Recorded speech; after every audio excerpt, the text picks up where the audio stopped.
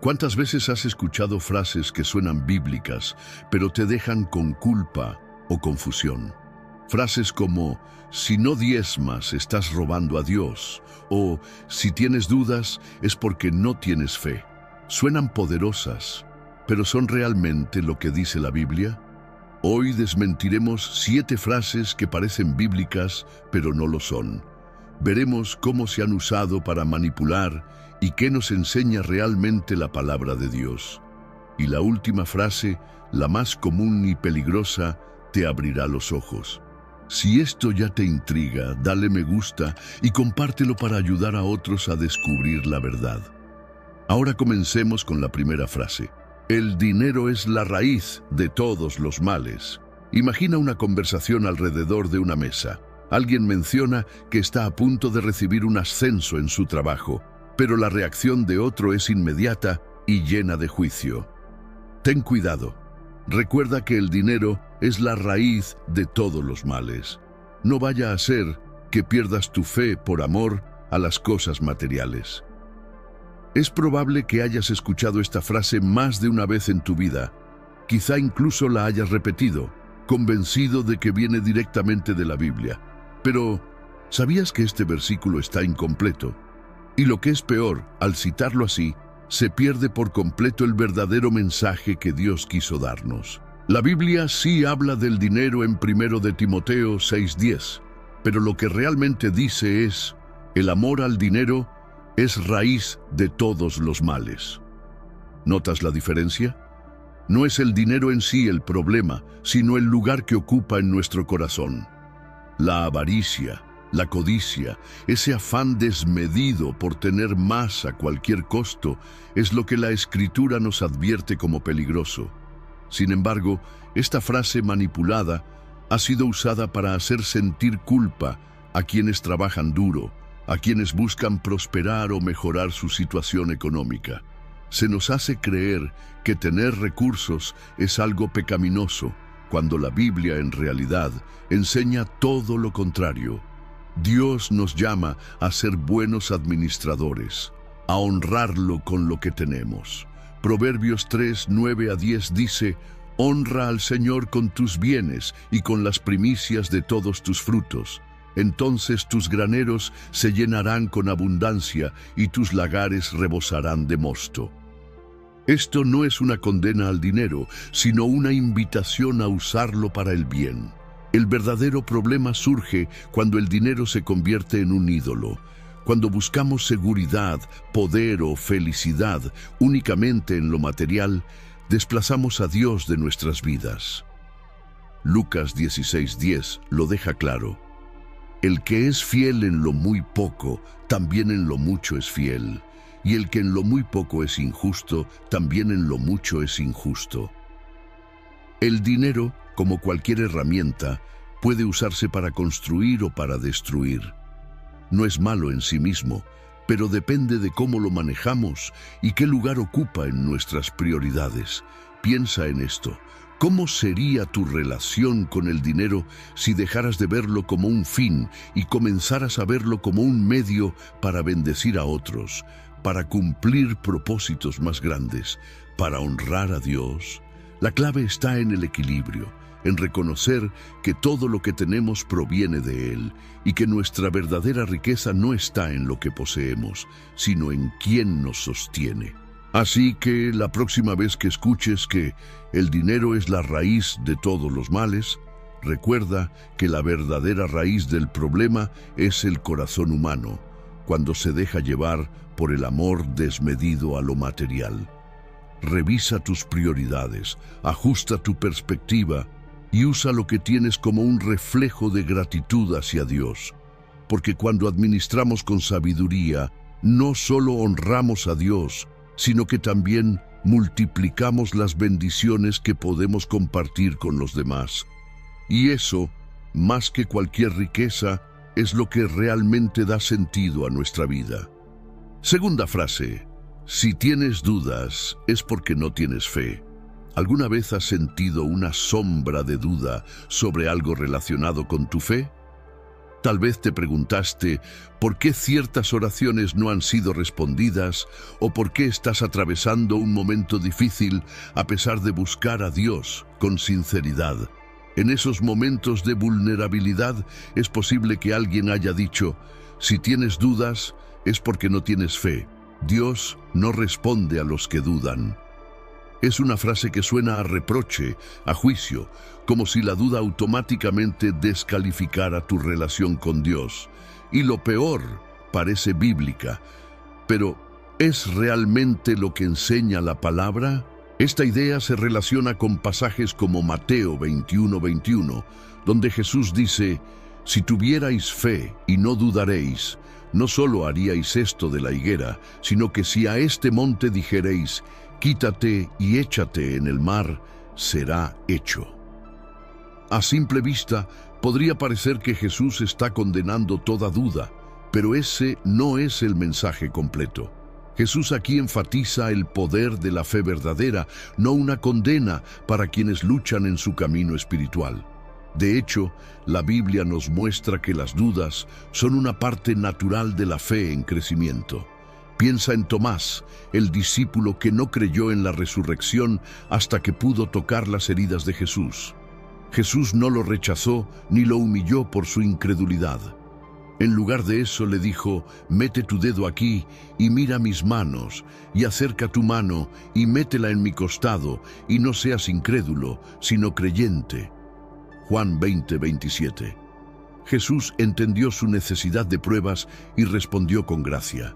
Otro ejemplo poderoso está en Marcos 9:24, donde un padre desesperado por la sanidad de su hijo exclama: creo, ayuda mi incredulidad. Este hombre no tenía una fe perfecta, pero eso no impidió que Jesús actuara en su vida. Al contrario, su sinceridad fue la llave para recibir ayuda divina. Ahora, aquí está lo importante. La duda no es el opuesto de la fe. El verdadero peligro no está en hacer preguntas, sino en cerrar el corazón a las respuestas que Dios quiere darnos. Las dudas, cuando se manejan con humildad y sinceridad, pueden convertirse en un trampolín para una fe más profunda. Dios no teme tus preguntas. Al contrario, te invita a buscarlas en Él. Entonces, ¿qué podemos hacer cuando enfrentamos dudas? Primero, no te castigues por sentirlas. Reconoce que incluso los grandes personajes de la Biblia, como David o Job, tuvieron momentos de cuestionamiento. Segundo, usa tus dudas como una oportunidad para buscar a Dios más profundamente.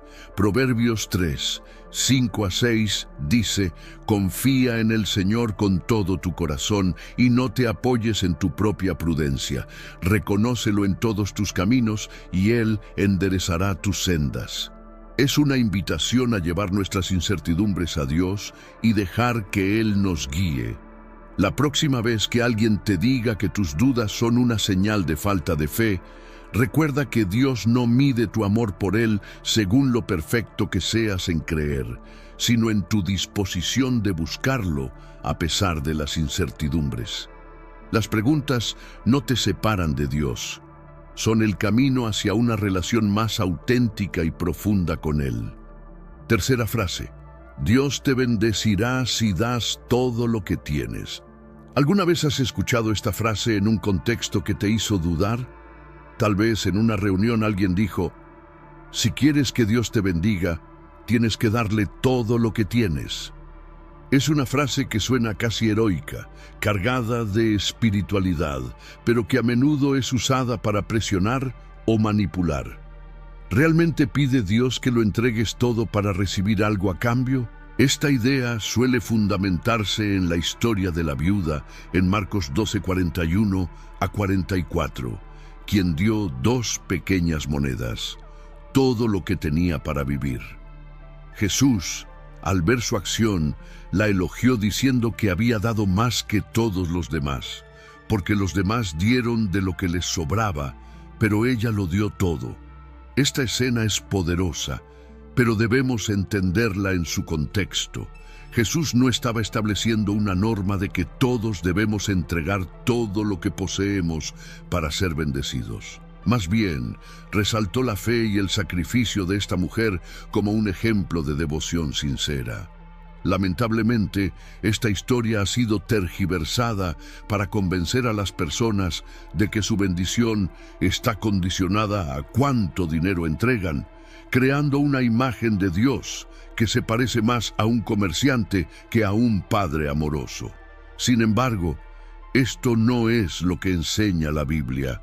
2 Corintios 9:7 aclara el verdadero enfoque de la generosidad cristiana. Cada uno dé como propuso en su corazón, no con tristeza ni por necesidad, porque Dios ama al dador alegre. Aquí el énfasis no está en la cantidad, sino en la disposición del corazón. Dios no mide nuestras ofrendas en cifras, sino en intención. Piénsalo así. Si Dios solo bendijera a quienes dan todo lo que tienen, ¿qué pasaría con aquellos que no tienen nada que dar? El mensaje de Jesús siempre fue inclusivo, recordándonos que su amor y sus bendiciones no dependen de cuánto tengamos o podamos ofrecer, sino de nuestra fe y relación con Él. Esto no significa que no debemos ser generosos. Al contrario, dar con gratitud y fe es una forma hermosa de reflejar el carácter de Dios. Pero la generosidad no debe venir de la culpa o la coacción. Debe ser una expresión libre de confianza en un Dios que ya nos ha dado lo más grande, su gracia. Entonces, ¿qué puedes hacer con esta enseñanza? Reflexiona sobre tu actitud hacia la generosidad. ¿Das con alegría y libertad o lo haces por presión o miedo? Recuerda que la verdadera bendición no está en lo que damos, sino en cómo vivimos nuestra relación con Dios. Cuando damos desde el corazón, no solo honramos a Dios, sino que también mostramos al mundo el amor incondicional que hemos recibido de Él. Así que la próxima vez que escuches esta frase, recuerda: Dios no negocia su amor o bendiciones. Ya nos ha dado todo en Cristo. Lo que Él quiere no es tu riqueza material, sino tu corazón. Cuarta frase: honra a tu líder como al Señor. Es posible que en algún momento hayas escuchado esta frase en un contexto religioso. Debes honrar a tu líder como al Señor. Ellos son la autoridad espiritual que Dios ha puesto sobre ti. Suena solemne y casi incuestionable, pero ¿realmente significa esto que un líder espiritual debe ser obedecido sin reservas, como si representara directamente la autoridad de Dios? Es aquí donde debemos detenernos y analizar cuidadosamente. La frase se basa en una interpretación distorsionada de Hebreos 13:17, que dice: obedeced a vuestros pastores y sujetaos a ellos, porque ellos velan por vuestras almas, como quienes han de dar cuenta. Este versículo habla de la importancia de respetar a los líderes espirituales y reconocer su responsabilidad en guiar a la congregación. Pero este respeto no es una obediencia ciega ni una carta blanca para que los líderes actúen sin rendir cuentas. Jesús mismo advirtió sobre los falsos líderes y profetas en Mateo 7:15-20, diciendo que los conoceremos por sus frutos.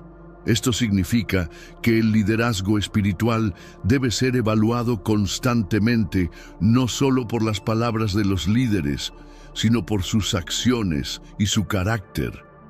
Si sus frutos no reflejan los valores del Evangelio, no estamos obligados a seguirlos. Incluso Pablo corrigió a Pedro públicamente en Gálatas 2:11, mostrando que ningún líder espiritual está por encima de ser confrontado cuando se desvía del camino. Sin embargo, esta frase ha sido utilizada para justificar un liderazgo autoritario, donde cualquier crítica o duda hacia un líder se ve como rebeldía contra Dios. Este tipo de manipulación busca silenciar a las personas, hacerlas sentir culpables por cuestionar y en muchos casos permitir abusos emocionales, espirituales e incluso materiales. Pero este no es el modelo de liderazgo que Jesús enseñó. El liderazgo, según la Biblia, es un liderazgo de servicio. Marcos 10:42-45 lo deja claro. El que quiera hacerse grande entre vosotros será vuestro servidor, y el que de vosotros quiera ser el primero será siervo de todos. Jesús nos mostró que los verdaderos líderes no buscan ser honrados como dioses, sino que viven para servir con humildad y amor. Entonces, ¿cómo podemos aplicar esta enseñanza? Primero, respeta a tus líderes espirituales, reconociendo su esfuerzo y compromiso.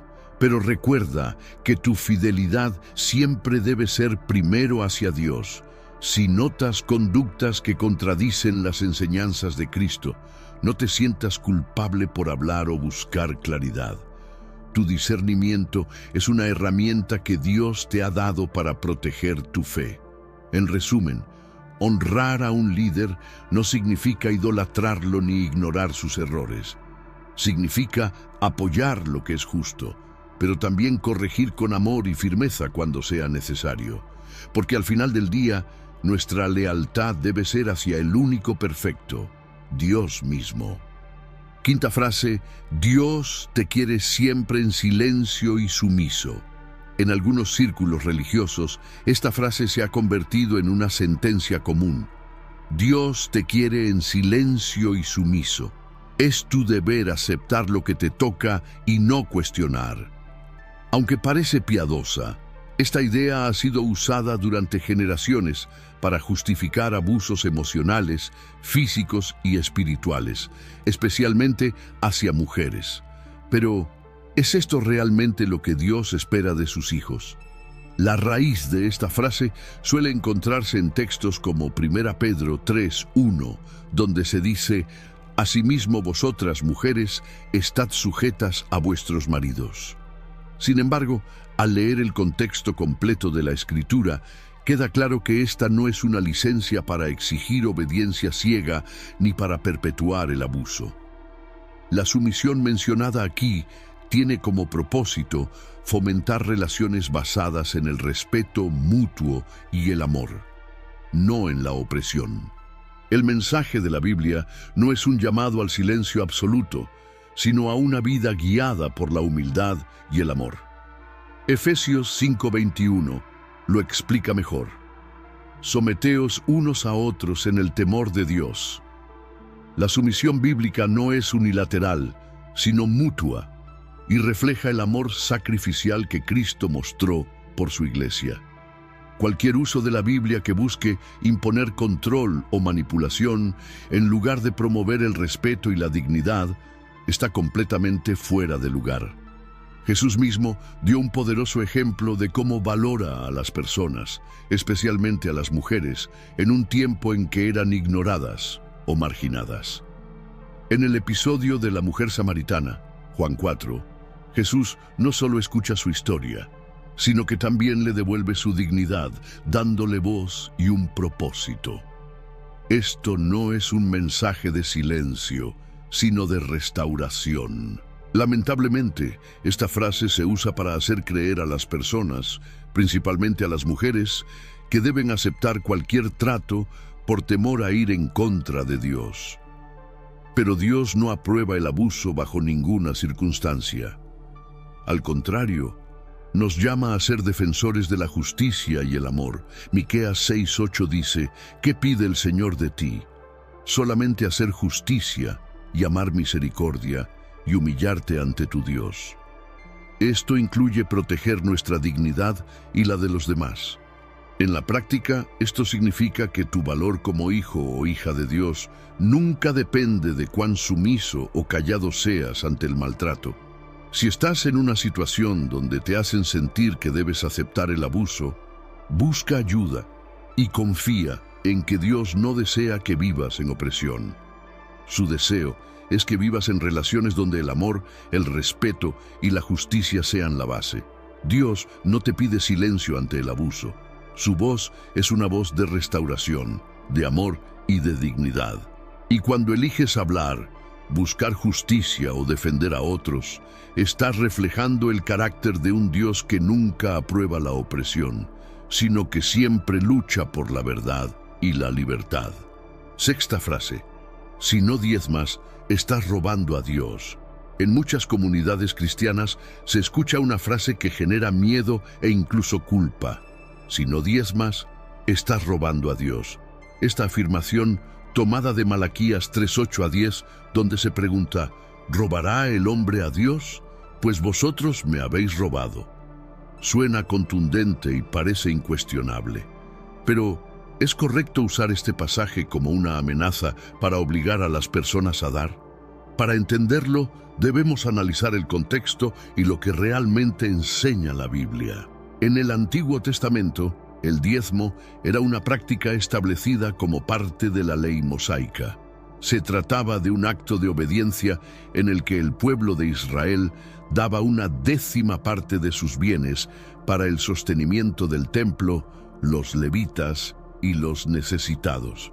Sin embargo, en el Nuevo Testamento encontramos un cambio de enfoque. En lugar de exigir un porcentaje fijo, se resalta la importancia de la generosidad voluntaria. 2 Corintios 9:7 dice: cada uno dé como propuso en su corazón, no con tristeza ni por necesidad, porque Dios ama al dador alegre. Aquí, el énfasis no está en la cantidad, sino en la disposición del corazón. El acto de dar no debe ser forzado ni realizado por miedo, sino como una expresión de gratitud y fe. A pesar de esto, la frase «estás robando a Dios» ha sido utilizada en algunos lugares para manipular emocionalmente a los creyentes, infundiendo miedo a maldiciones financieras o incluso espirituales si no diezman.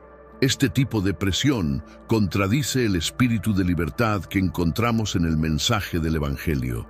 Dios no necesita nuestro dinero.